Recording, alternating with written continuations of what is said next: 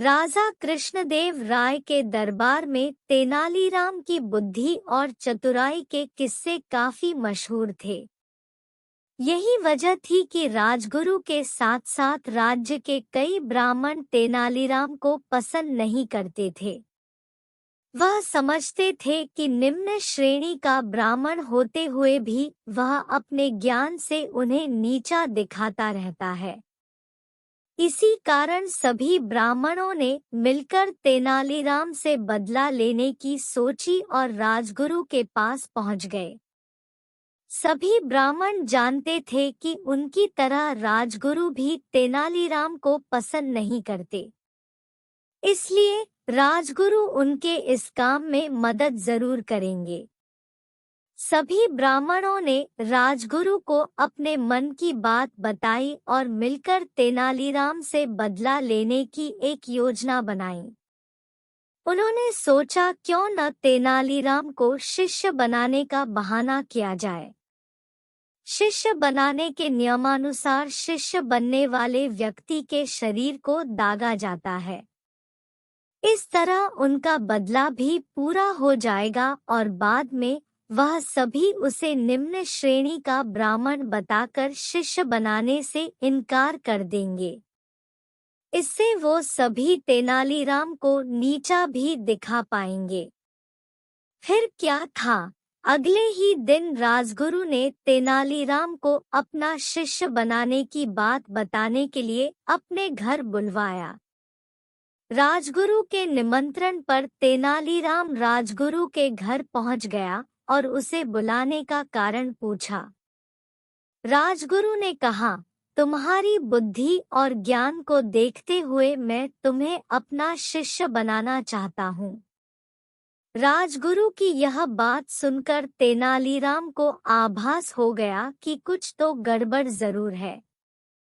उसने राजगुरु से पूछा, आप मुझे शिष्य कब बनाएंगे? राजगुरु ने कहा, मंगलवार का दिन इस शुभ काम के लिए सही रहेगा। राजगुरु ने नए कपड़े देते हुए कहा, तेनालीराम मंगलवार को तुम यह नए कपड़े पहन कर आना, तब मैं तुम्हें अपना शिष्य बना लूंगा और साथ ही तुम्हें 100 सोने के सिक्के भी दिए जाएंगे।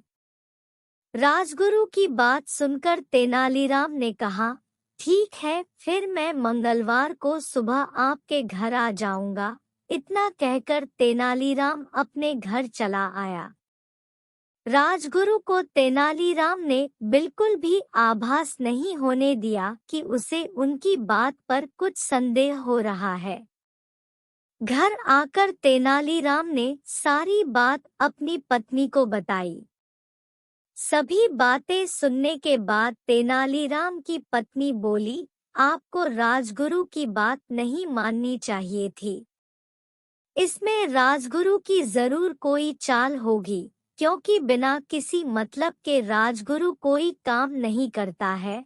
पत्नी के मुंह से यह बात सुनकर तेनालीराम कहता है, कोई नहीं, राजगुरु को तो मैं देख ही लूंगा।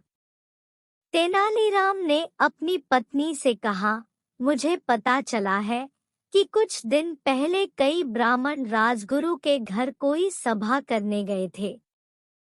उन ब्राह्मणों में सोमदत्त नाम का ब्राह्मण भी गया था। सोमदत्त को मैं अच्छी तरह जानता हूँ। वह बहुत ही गरीब है और उसके घर की रोटी पानी भी मुश्किल से चलती है। ऐसे में अगर मैं उसे कुछ सोने के सिक्के दूंगा तो संभव है कि वह मुझे उस सभा में हुई सभी बातें बता देगा और मैं जान पाऊंगा कि आखिर राजगुरु के दिमाग में क्या चल रहा है। इतना कहते हुए तेनालीराम उठकर सोमदत्त के घर चला जाता है। सोमदत्त के हाथों में 10 सोने के सिक्के रखते हुए तेनालीराम उस सभा में हुई सभी बातों के बारे में बताने को कहता है।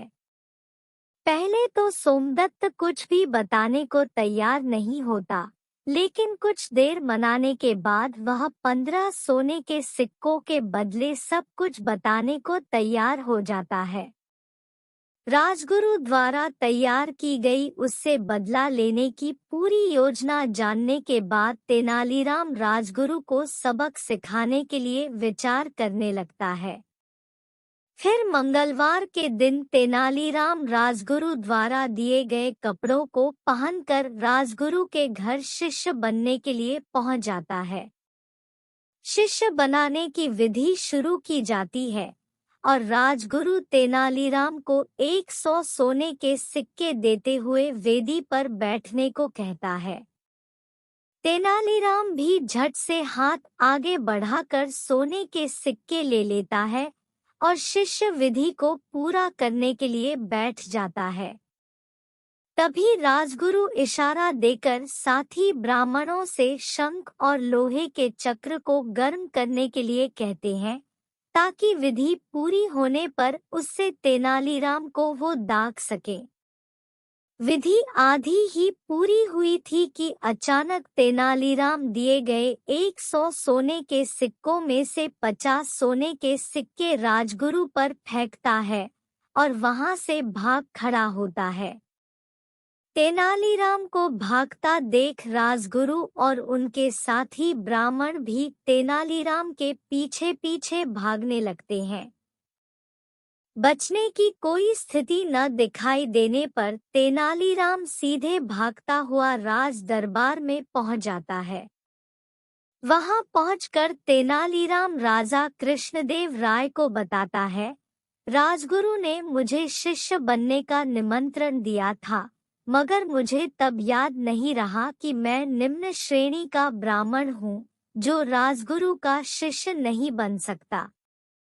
जब यह बात मुझे याद आई तब तक आधी विधि पूरी हो चुकी थी।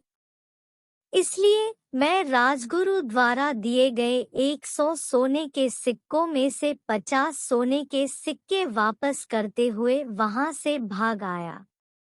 फिर भी राजगुरु मुझे जानबूझकर दागना चाहते हैं, जबकि वास्तविकता में मैं उनका शिष्य बन ही नहीं सकता।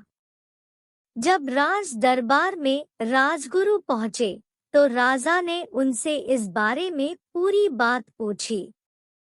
तब राजगुरु ने अपना असली मंतव्य छिपाते हुए राजा से कहा, मुझे भी बिल्कुल याद नहीं था कि तेनालीराम निम्न श्रेणी का ब्राह्मण है।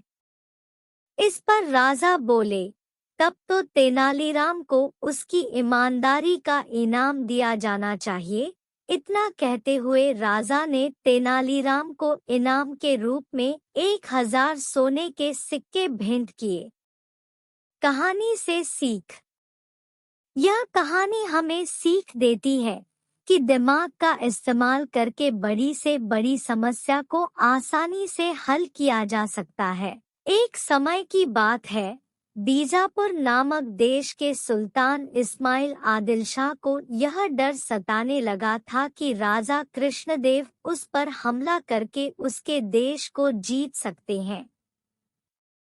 सुल्तान ने कई जगह से सुन रखा था कि राजा कृष्णदेव ने अपने साहस और वीरता से कई देशों को जीतकर अपने राज्य में मिला लिया है। इस बारे में सोचते सोचते सुल्तान के दिमाग में यह ख्याल आया कि अगर उसे अपना देश बचाना है तो राजा कृष्णदेव की हत्या करवानी होगी। सुल्तान यह काम तेनालीराम के एक करीबी दोस्त कनकराजू को सौंपता है और उसे भारी इनाम देने का लालच भी देता है। इसके बाद कनकराजू राजा के हत्या की योजना बनाकर तेनालीराम से मिलने पहुंच जाता है। तेनालीराम लंबे समय बाद अपने दोस्त को देखकर खुश होता है और उसका अपने घर में अच्छे से स्वागत करता है। तेनालीराम अपने दोस्त कनकराजू की अच्छी तरह से सेवा करता है। कुछ दिनों के बाद जब तेनालीराम किसी काम से घर से बाहर जाता है तो कनकराजू राज कृष्णदेव के पास तेनालीराम के पास संदेश पहुंचाता है कि अगर आप इस वक्त मेरे घर आएंगे तो मैं आपको अनोखी चीज दिखाऊंगा। ये चीज ऐसी है जिसे आपने कभी नहीं देखा होगा। संदेश पढ़कर राजा तुरंत तेनालीराम के घर पहुंच जाते हैं। घर के अंदर जाते समय राज कृष्णदेव अपने साथ कोई हथियार नहीं लेकर जाते और सिपाहियों को भी बाहर ही रुकने का आदेश देते हैं।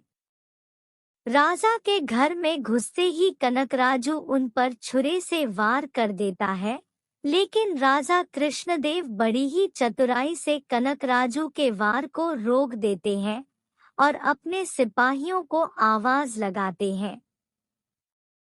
राजा की आवाज सुनते ही अंगरक्षक वहां पहुंच जाते हैं और कनकराजु को पकड़कर उसकी हत्या कर देते हैं। राजा कृष्णदेव का कानून था कि राजा पर जानलेवा हमला करने वाले को जो आश्रय देता है उसे मृत्युदंड की सजा सुनाई जाती है। इसलिए तेनालीराम को भी मौत की सजा सुनाई जाती है। मृत्युदंड मिलने के बाद तेनालीराम राजा से माफी की गुहार लगाता है, लेकिन राजा कृष्णदेव कहते हैं, तेनालीराम, मैं तुम्हारे लिए राज्य के नियम नहीं बदल सकता। तुमने उस व्यक्ति को अपने घर में रहने दिया जिसने मुझे मरने की कोशिश की थी, इसलिए मैं तुम्हें क्षमा तो नहीं कर सकता, लेकिन तुम्हें किस तरह की मृत्यु चाहिए यह निर्णय मैं तुम पर छोड़ता हूँ।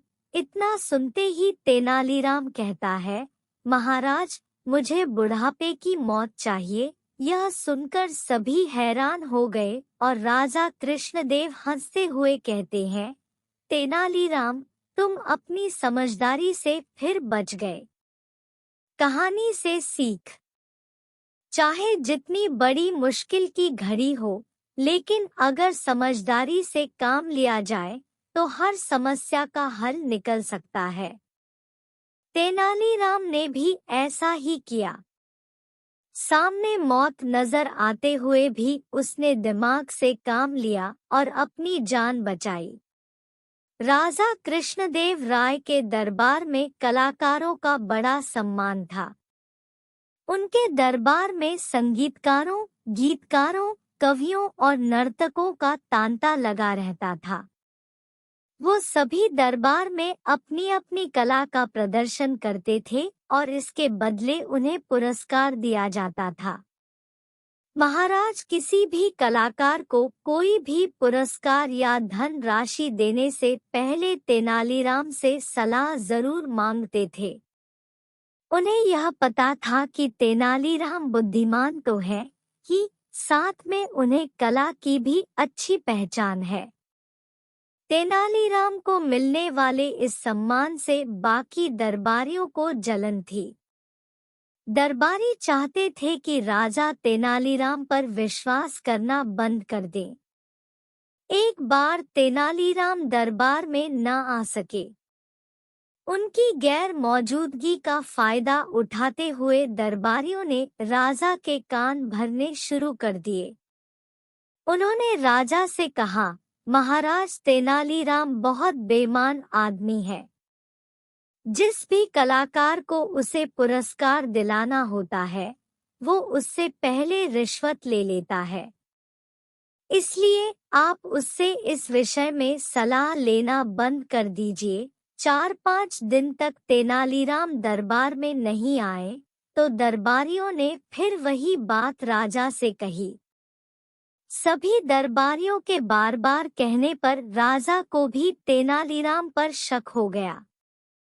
जब कुछ दिनों बाद तेनालीराम दरबार में उपस्थित हुए तो उन्हें महाराज कुछ उखड़े उखड़े दिखाई दिए। तेनालीराम ने देखा कि अब महाराज ने किसी को पुरस्कार देने से पहले उससे सलाह लेना बंद कर दिया है।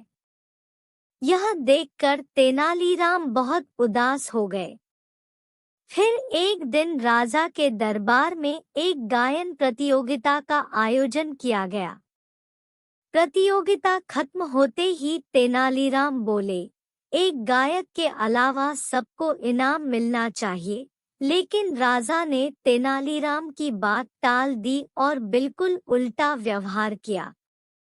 उन्होंने उस एक गायक को इनाम देकर बाकी सबको खाली हाथ लौटा दिया। तेनालीराम के लिए ये बहुत अपमानजनक बात थी। सभी दरबारी तेनालीराम का यह अपमान देखकर बहुत खुश हुए।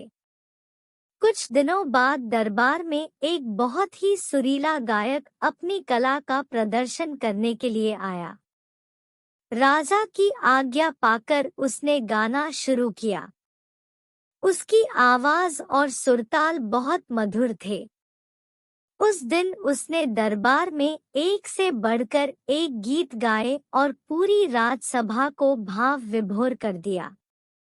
जब उसका गायन समाप्त हुआ तो तेनालीराम उस गायक से बोले, तुम्हारी आवाज बहुत मीठी है और मैंने ऐसे गीत अपने जीवन में कभी नहीं सुने।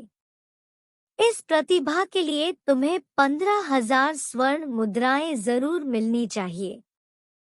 तेनालीराम की बात सुनकर महाराज बोले, तुम्हारी कला वाकई में लाजवाब है, लेकिन हमारे राजकोष में किसी गायक के लिए इतना धन नहीं है, इसलिए अब तुम जा सकते हो। राजा की बात सुनकर गायक बहुत निराश हो गया और अपने वाद्य यंत्र समेटकर जाने लगा। तेनालीराम को उस प्रतिभावान गायक की दशा पर बहुत तरस आया।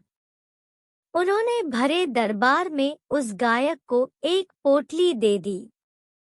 यह देखकर दरबारी विरोध करने लगे। सभी एक स्वर में बोले कि जब राजा ने गायक को कुछ नहीं दिया तो तेनालीराम कौन होता है खैरात बांटने वाला। राजा को भी तेनालीराम की इस हरकत पर बहुत गुस्सा आया।